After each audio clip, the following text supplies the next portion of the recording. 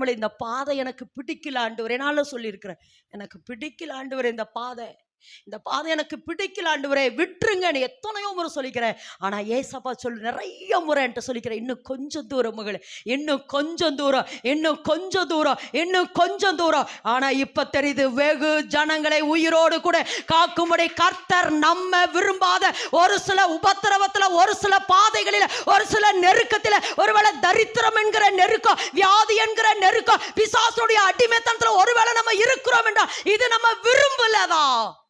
ஆனாலும் வெகு ஜனங்களை நான் உயிரோடு கூட காக்கும்படி தேவன் என்னை இக்காலத்து பாடுகள் இனி என்னிடத்தில் வெளிப்பட போற மகிமைக்கு ஒப்படத்தக்கவில். நல்ல நல்ல நல்ல நல்ல கரந்தட்டுமா, நல்லா கரந்தட்டுமா.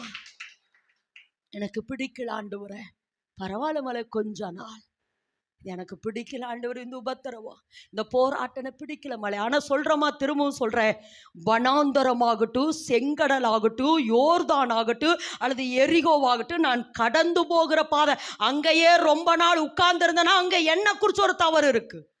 ஏன்னா நான் அடிக்கடி சொல்லுவேன், இப்ப எனக்கு வனாந்தரத்துல என்ன நடத்துறாரு, ஒருவேளை வியாதியின் பாதையில என்ன நடத்துறாரு, அல்லது ஒரு வித உபத்திரவத்துல நடத்துறாருன்னா, அந்த உபத்திரவத்துல, அந்த வியாதியில, அந்த நெருக்கத்துல ஏதோ என்னை எனக்கு கற்றுக் கொடுக்க அவர் விரும்புகிறார். உண்மைமா அது? இஸ்ரவேல் ஜனங்களே திரும்ப திரும்ப வனாந்தரத்துல எதுக்கு நடத்துறாருன்னா, அந்த வனாந்தரத்துல அவங்க முறுமுறுத்துட்டே இருந்தாங்க. அந்த முறுமுறுப்பு ஒளிகிற வரைக்கும் ஆமேன் என்று சொல்லாமா. அப்ப நல்ல விளங்கமா, உபத்திரவங்கிறது லைஃப் லாங் உபத்திரவம் அப்படிங்கிறது கிடையாது. கொஞ்ச நாட்கள் உபத்திரவம். என் அனுபவத்துல நான் அதை பார்த்திருக்கிறேன். கொஞ்ச நாள் ஒரு சில பாதை, கொஞ்ச நாள் ஒரு சில பாதை, கொஞ்ச நாள் ஒரு சில பாதை.